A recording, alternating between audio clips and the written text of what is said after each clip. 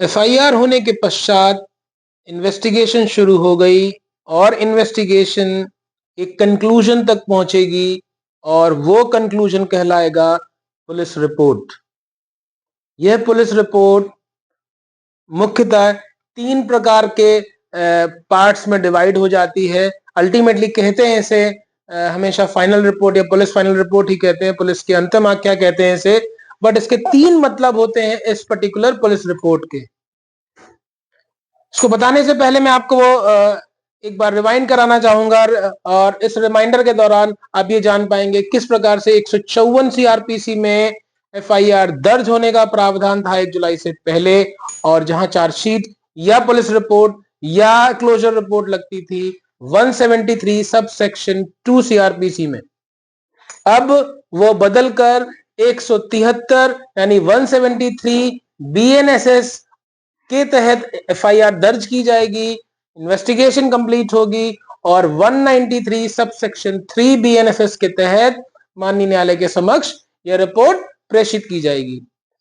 बात कर रहे थे कि वो 3 तरह वो एफआईआर किन 3 पार्ट्स में एंड होगी, यानी अगर एक क्वेश्चन के फॉर्म में बोले what is the fate of an FIR, FIR का अंत किस तरह से हो सकता है, वो क्या भविष्य है एफआईआर का, सो वो 3 पार्ट में बताना चाहूंगा मैं आप लोगों को कैसे वो 3 चीजें होती है। So let's say very first case FIR हो जाती है, उस एफआईआर होने के बाद इन्वेस्टिगेशन होती है एंड कंक्लूजन।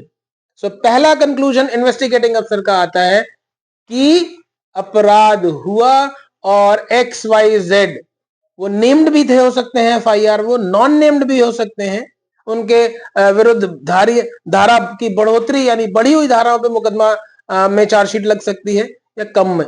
फिलहाल कंक्लूजन की बात कर रहे थे। So what is the conclusion? So अपराध हुआ और XYZ लोगों ने द्वारा इस धारा के तहत अपराध कारित किया। तो ये पहला कंक्लूजन आता है कि yes, there was an offense committed by the accused and under these sections the accused have been declared the culprit during the investigation, जो हमें सबूत मिले हैं उसके आधार पर। दूसरा कंक्लूजन आता है एफआईआर तो हुई और कंक्लूजन के समय इन्वेस्टिगेटिंग अफसर को लगता है कि अपराध ही नहीं मिल पाया, यानी लेट्स से एक एग्जांपल के तौर पे बताना चाहूंगा कि बाइक चोरी हुई, चोरी तो हुई बाइक, अपराध हुआ, ये एस्टैब्लिश हो गया, बट अपराध ही नहीं मिल पाया। तो यहां पर क्या लगेगा? Closure report. पुलिस की क्लोजर रिपोर्ट इस रिमार्क के साथ लगेगी कि एक्यूज और पर्टिकुलर बाइक बरामद नहीं हो पाई। अब तीसरे पार्ट में चलते हैं, बड़ा इंटरेस्टिंग है और इसमें पुलिस की तरफ से एक स्पेशल गिफ्ट मिल जाता है अगर इस पर्टिकुलर लेवल की आ जाती है कोई भी एफआईआर। तो तीसरा, एफआईआर हुई और कंक्लूजन पर इन्वेस्टिगेटिंग अफसर पहुंचता है कि साहब अपराध ही नहीं हुआ है, ऑफेंस ही नहीं हुआ है।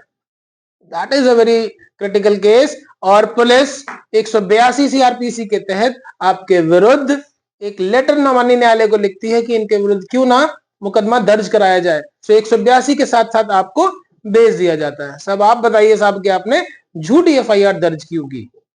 For filing wrong FIR the gift is already ready with police. तो ये तीनों पार्ट आई होप आपको समझ में आए होंगे कि अपराध हुआ और फला व्यक्ति के द्वारा किया गया, ये पहला केस था जिसमें चार्जशीट हम लोग कहते हैं और जो फर्दर आगे चार्ज एंड ट्रायल पर प्रोसीड होती है। बात करते हैं हम लोग कि अगर अपराध हुआ लेकिन अपराधी नहीं मिला तो closure report with remark that बाइक और अपराधी नहीं मिला, डिपेंड करता है किस किस नेचर का ऑफेंस है। तीसरा, अपराध ही नहीं हुआ, यानी अपराधी नहीं हुआ, so of course a gift of the police that the person has given the wrong information and why not he should be charged for giving a wrong information to the police person। Police को गलत सूचना देना भी अपराध है। सो ये था पूरा सिलसिला जो शुरू हुआ था एफआईआर से, जो अंत में पहुंच गया chargesheet, closure report, in non availability of the accused, यानी एक्यूज मिल नहीं पाया, सर्च नहीं हो पाया, अब्सकॉन्ड हो गया या अवेलेबल ही नहीं रहा कि ट्रेसेस मिल पाए उसके, और ऑफ कोर्स तीसरा वो गलत इंफॉर्मेशन देकर।